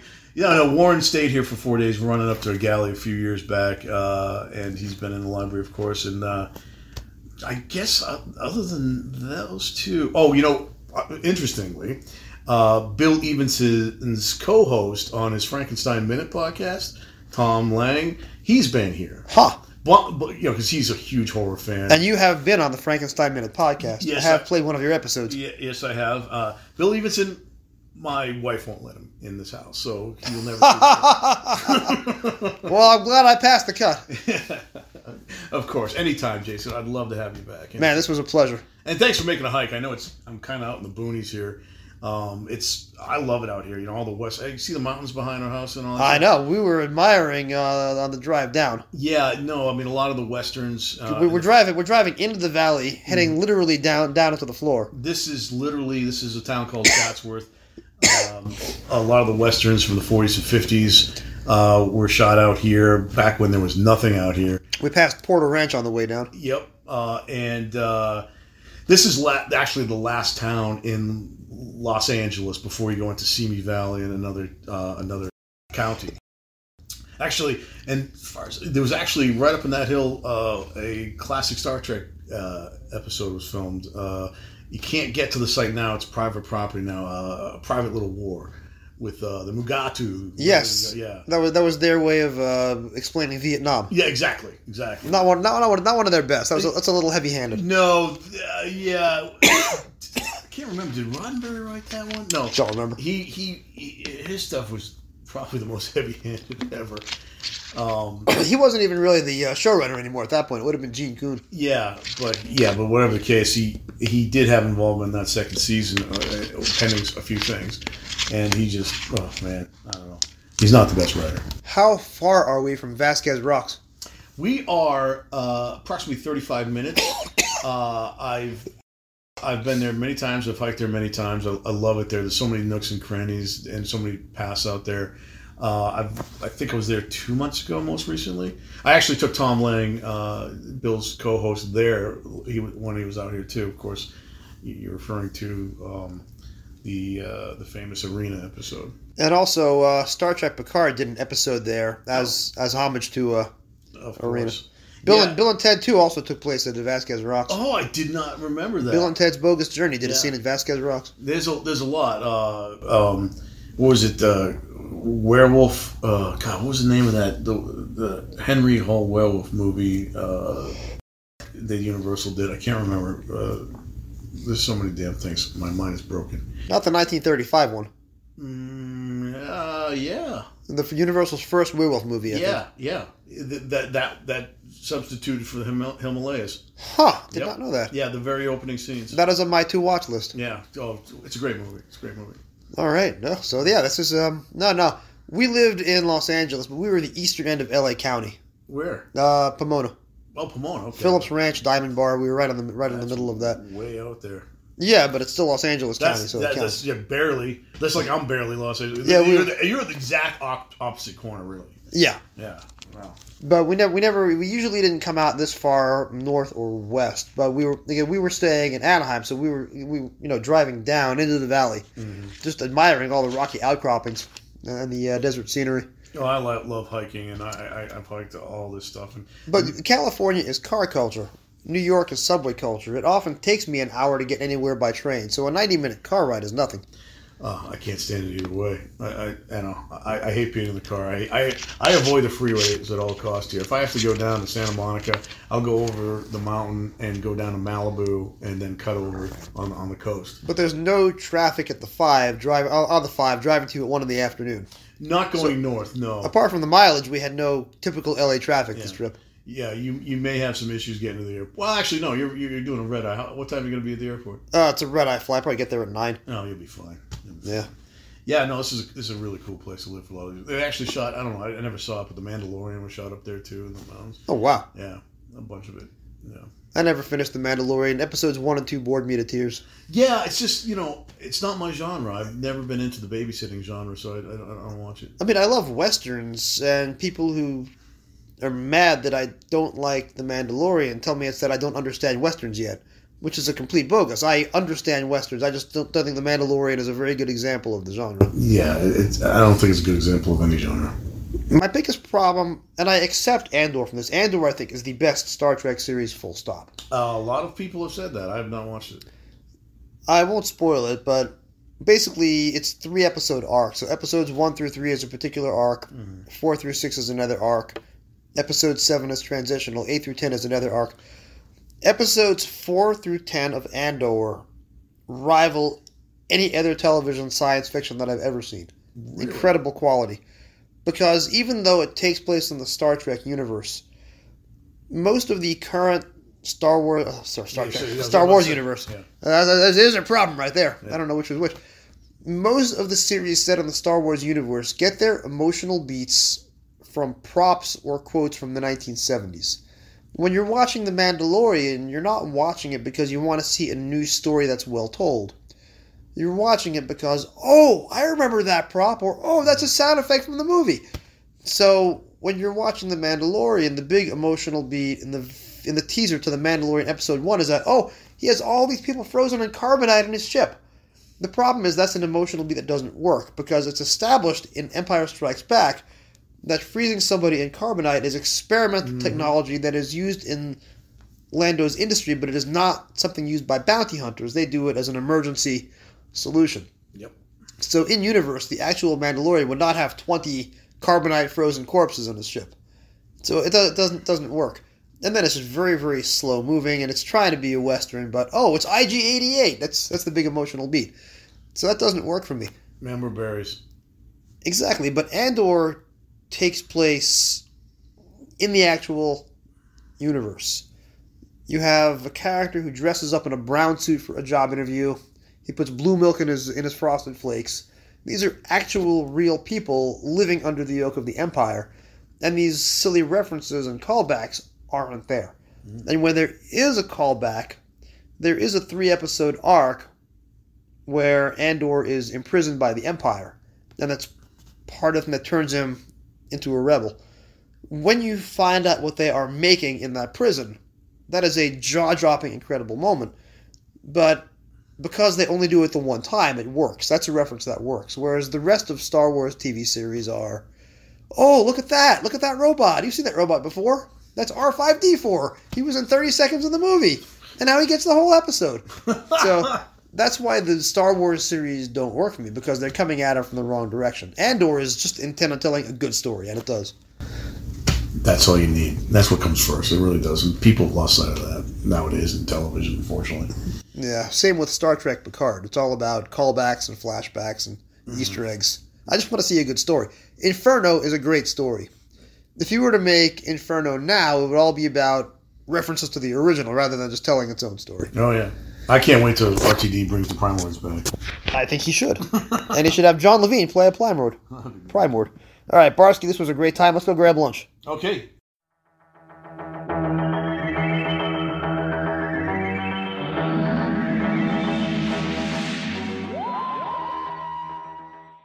Doctor Who, Inferno, by Terrence Dicks, televised as Inferno, teleplay by Don Houghton, televised in May and June 1970, paperback release date October 18, 1984, target book number 89, cover artist Nick Spender.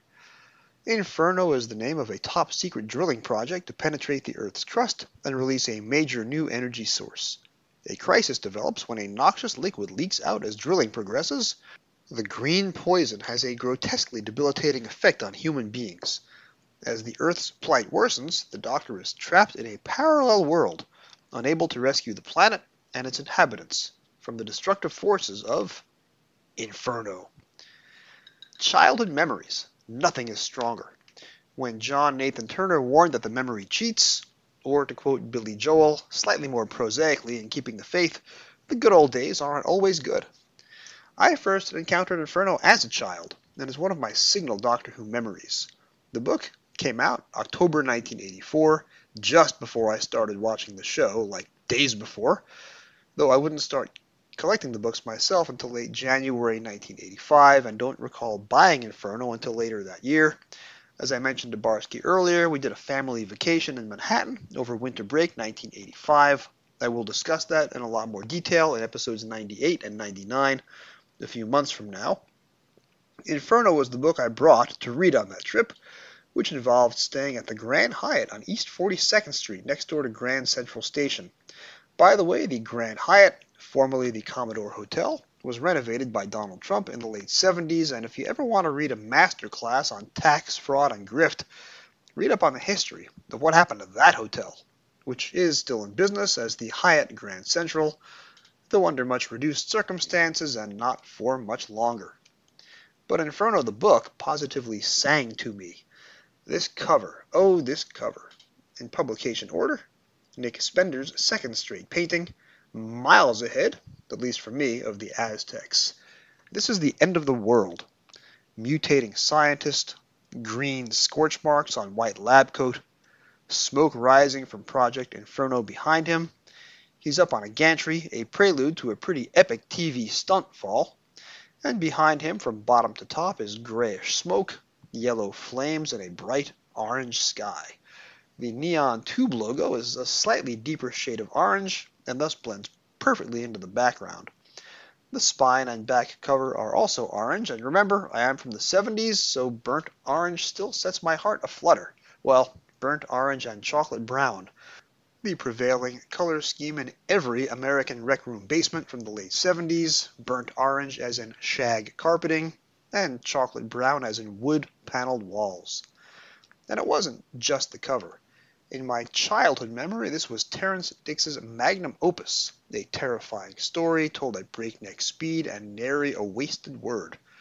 Kind of a surprise to pick the book up after a long time and realize that it's just 120 pages to cover a 7-part TV story, the shortest I think of these Season 7 novelizations, and right down there with the War Games in terms of the smallest page count to TV episodes ratio.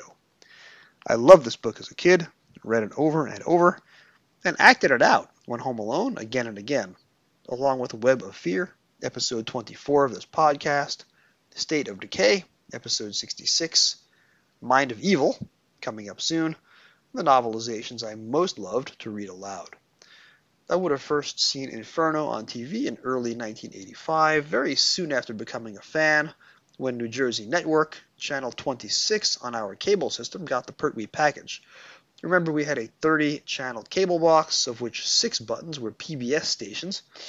The Pertwee episodes aired in movie format starting 11 p.m. on Saturday nights, and being only 11 years old, I didn't always get to the end of every episode.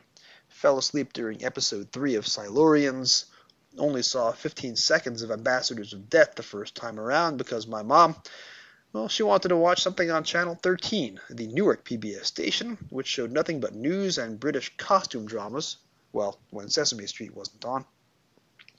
Back to the subject of Billy Joel, Channel 13 gets a shout-out in pressure. All your life is Channel 13, Sesame Street. What does it mean? What does it mean indeed? I only got to watch the first hour of Inferno that night, best as I can recall, but that hour made me a fan for life.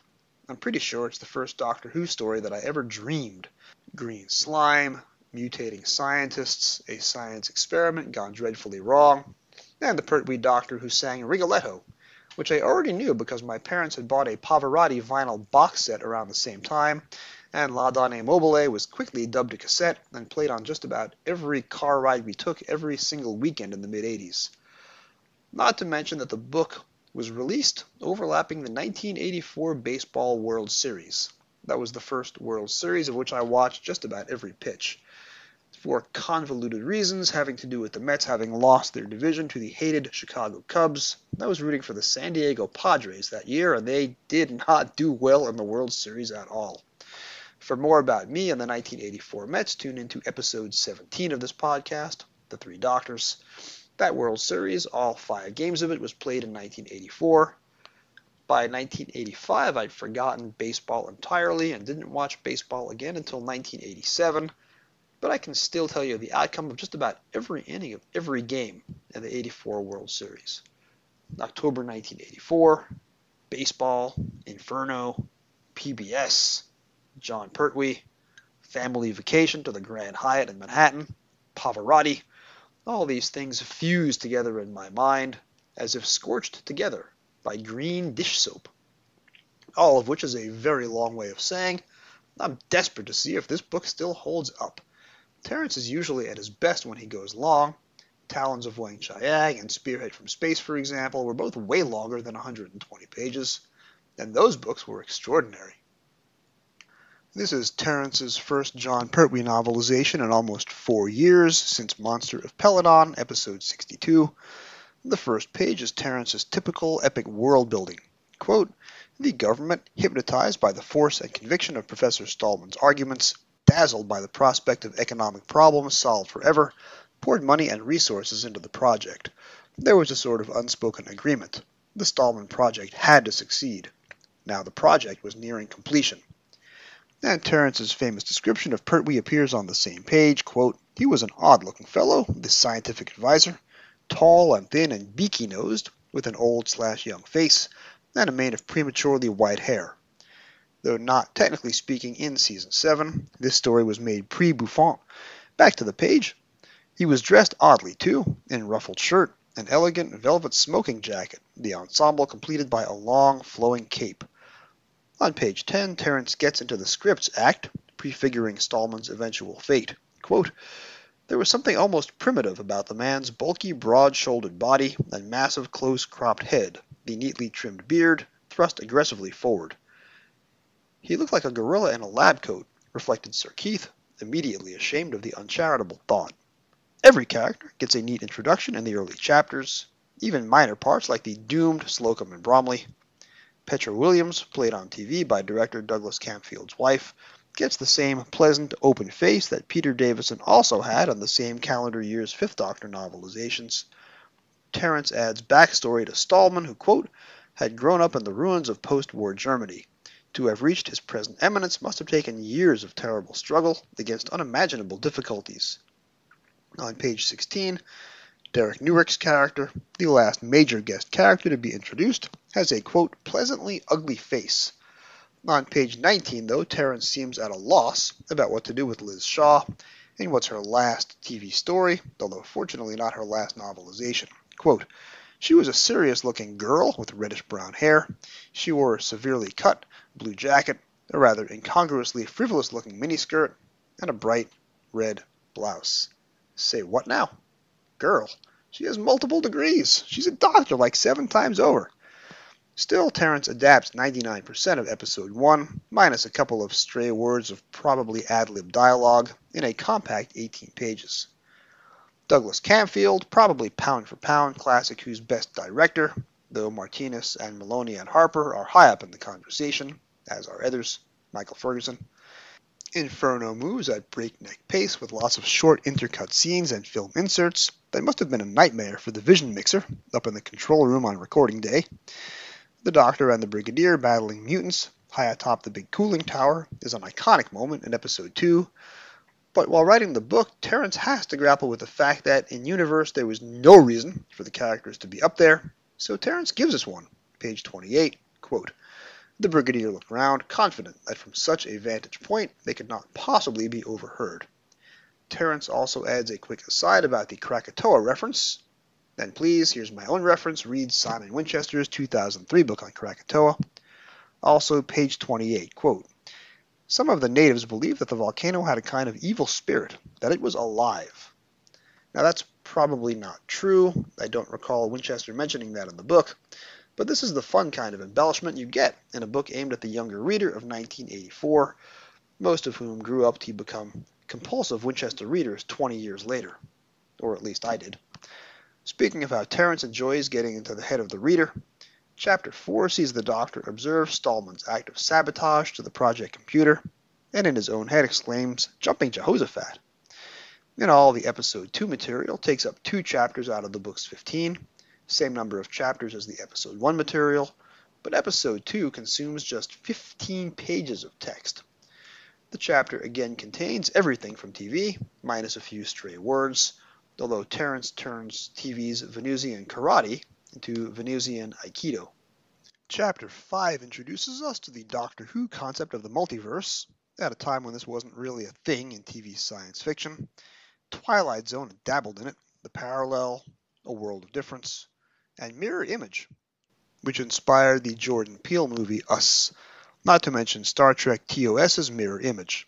But Terrence shows the TARDIS console splitting off into multiple realities and quickly makes clear that the Doctor's hut is not the Doctor's hut. Bottom of page 42.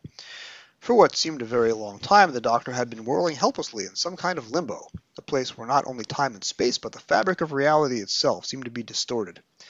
He felt as if he was being split off, so that there were not one but 10, 100, 1,000, 1,000,000 Doctors, with 1,000,000 TARDIS consoles and 1,000,000 Bessies to go with them. Suddenly, he hit the ground with a jolt and opened his eyes. He was back in his hut. The place was the same, and yet it was different. Wonderingly, the Doctor looked around him.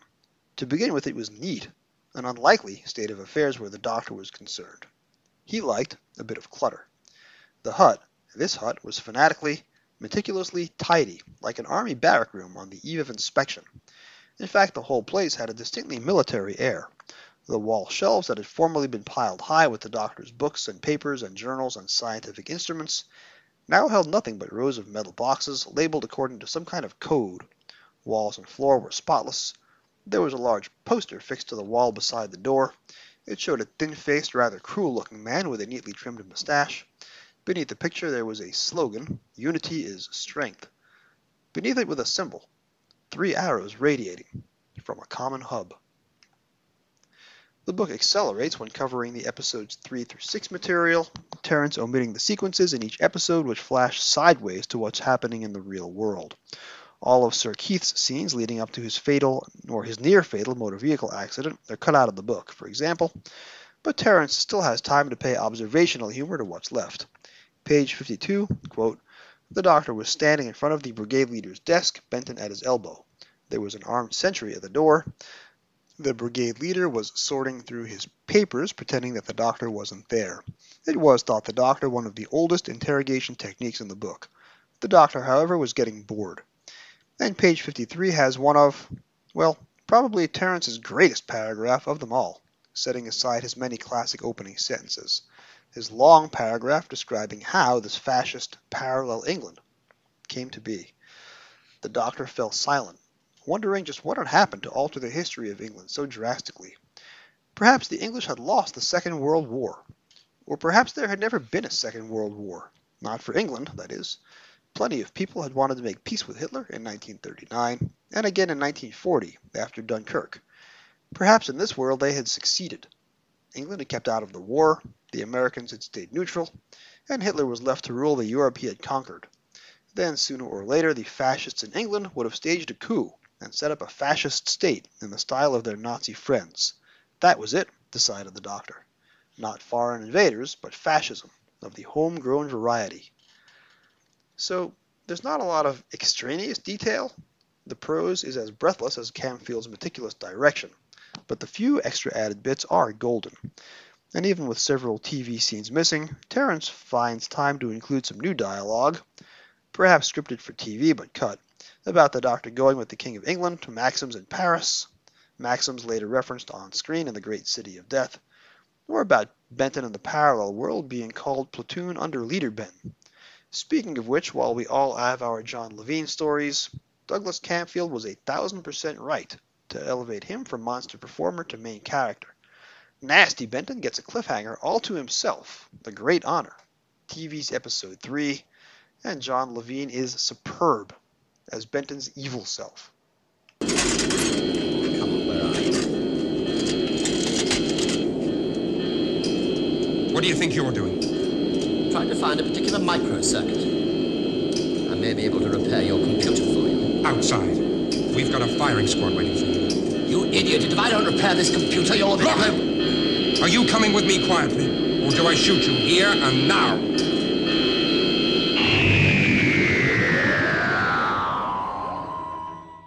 Chapter 7 is the interrogation of the Doctor by the brigade leader and section leader Shaw. Camfield's camera script portrays this with rapid cutting. Terence does much the same in print. With one interesting difference, the Doctor invokes the name of God, like Professor Stallman on TV, replaced in the book with a much more interesting observation in print. Quote, I think this terrible compulsion to reach penetration zero is part of that sickness. A much better line. Shame it's not on TV.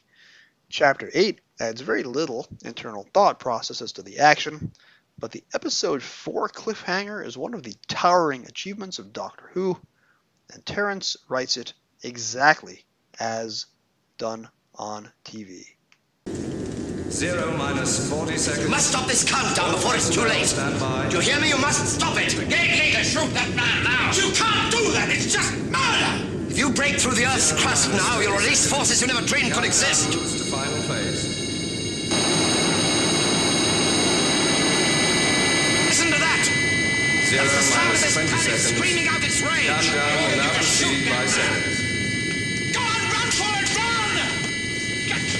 0 minus 10 seconds. 9, 8, 7, 6, 5, 4, 3, 2, 1.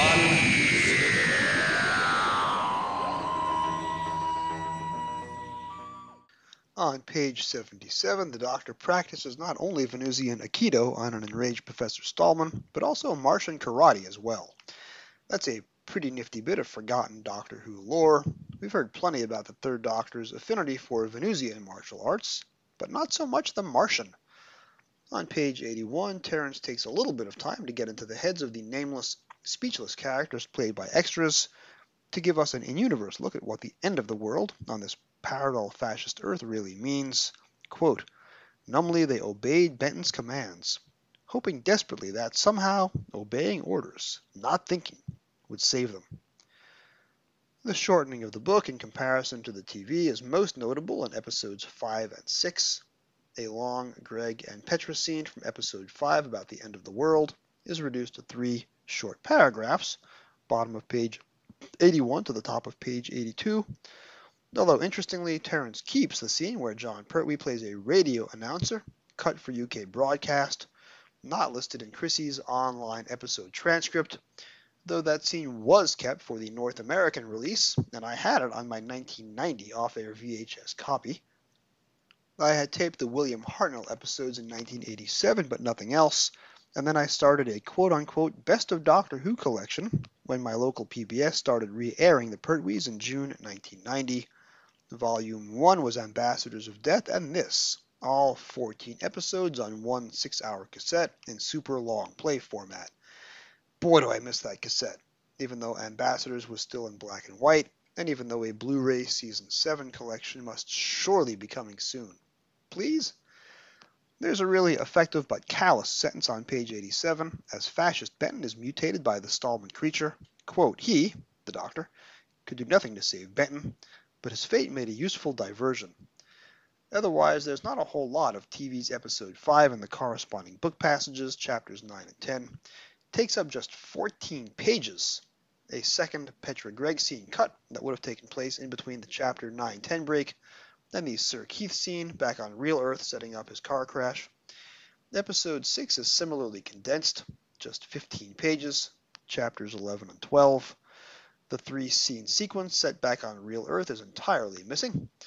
Means we're missing out the clever bit where Professor Stallman, quote-unquote our Stallman, not yet mutated, refers to the unit troops as, quote, ape-like minions, which is exactly what they became on parallel fascist Earth by that point in the narrative. There aren't many plot holes or scripted implausibilities in Inferno, if you accept the parallel dimension thing as real, but Terrence does signpost that it's unlikely for Greg Sutton to be able to run outside in the nightmarish, apocalyptic hellscape between buildings without running into head-craving mutants. Somehow, he writes, page 100, somehow he succeeded in avoiding the wandering mutants. Again, there's not a lot of extra room for authorial voice in episodes 5 and 6, but Terrence returns to the image of the mythical Indonesian savage as the mutants die in the final fascist Earth explosion, page 102, quote, the air was filled with the dying screams of the mutants, who had been huddled around the complex and were now devoured, like fiery sacrifices to their savage god. Terrence slightly rearranges the episode 6 cliffhanger. On TV, we don't know if the Doctor escapes as the CSO lava flow approaches our heroes huddled in the hut, but in the book, Terrence does make clear that the Doctor and Bessie made it out in time.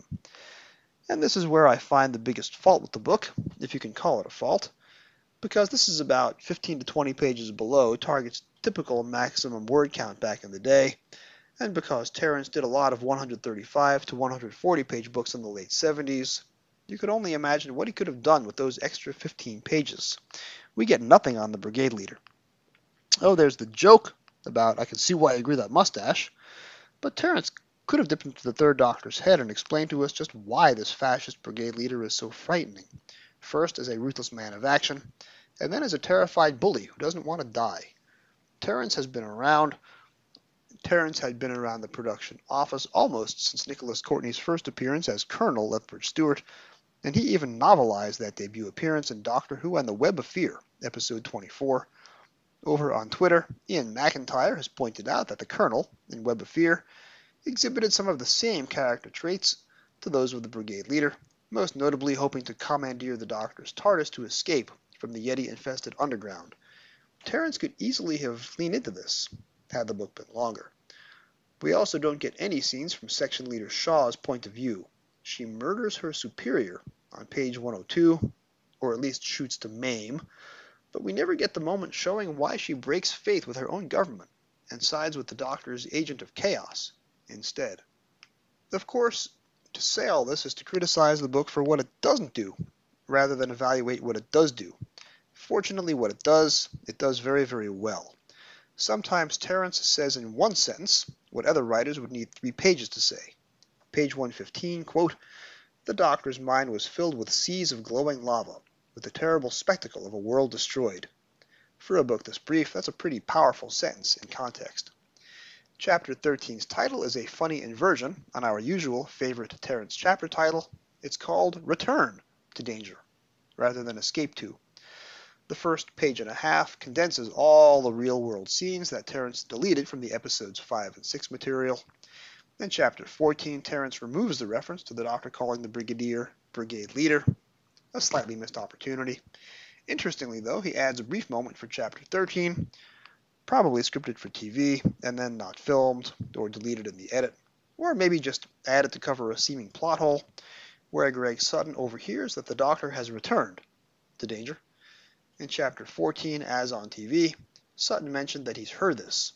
Terrence gives us the earlier moment where he did hear it. The plot resolution speeds by in chapter 15, but Terrence does take some time out to pay a brief and kind of touching eulogy to the dead Professor Stallman from this universe and all our dead allies from the other. Page 123. The Doctor moved over to Stallman's body and stared down at it for a moment. Perhaps they owed him a debt in a way, he thought. Thanks to Stallman's urgent need to surrender to the ecstasy of the recessive mutation, Earth, this Earth, had been saved. The Doctor looked at the little group of his friends, laughing and talking, on the other side of the control room. Pain showed on his face for a moment as he thought of their other selves, those who had not survived. For a moment, it was like looking at ghosts. Page 126, the final page. Gotta say, as complimentary as I've been on the rest of this essay, this is a rushed ending. No proper goodbye for Liz, even 14 years after Carol and John's departure. But the story leaves an incredible legacy. And I like to think that the strength of the story leans as much on people's memories of the novelization as it does on their memories of the 1970 TV serial. The past Doctor adventure, The Face of the Enemy, revisits Inferno in pretty neat detail, and The Missing Adventure, Scales of Injustice, by a friend of the podcast, Gary Russell, does give us a final Season 7 story with a Liz Shaw departure moment. This is a phenomenal book, but as great as it is, and I think it really deserves a place on Terrence's top 10 targets, it's still missing something. And that just shows you the strength of Terrence's writing. A book with hardly a wasted word, a book at 120 pages that effortlessly captures the intensity of Douglas Camfield's direction. You can still say the book is missing something. It is, but it isn't. Next time on Doctor Who Literature, we remain in the past and jump back to Season 4, to the final 1960s historical. We are going to Scotland. We are going to live the TV series Outlander, 50 years early. We are going to 1746. We are going to the Second Doctor and Ben and Polly, meeting one of our greatest Doctor Who friends of the 1960s for the first time. Joining me, haven't spoken to him in a long time, Daniel Knight, making his third appearance on this show. He has been to Scotland to do some research for this episode, and he is going to have a thing or two to tell us about Doctor Who, the Highlanders. Thank you for joining me on another episode of the Doctor Who Literature Podcast. This podcast is produced by David Barsky, Jim Sangster, and yours truly. This week's episode was written and edited by me. Our logo was designed by Jim Sangster. Special thanks to my special guest, David Barsky. This podcast can be found on most of your podcast apps of choice. You can find all past episodes at podcasters.spotify.com/pod/show/Doctor Who Lit. It really helps if you rate 5 stars and subscribe. You can find me on Twitter at Doctor Who Novels, that's Dr. Who Novels, on Mastodon at Dr. Who Novels at mastodon.social, and on email at Doctor Who Literature, that's drwholiterature@gmail.com. Please drop me a line with your comments, questions, and suggestions. Thank you for listening, and whatever you do, keep turning the pages.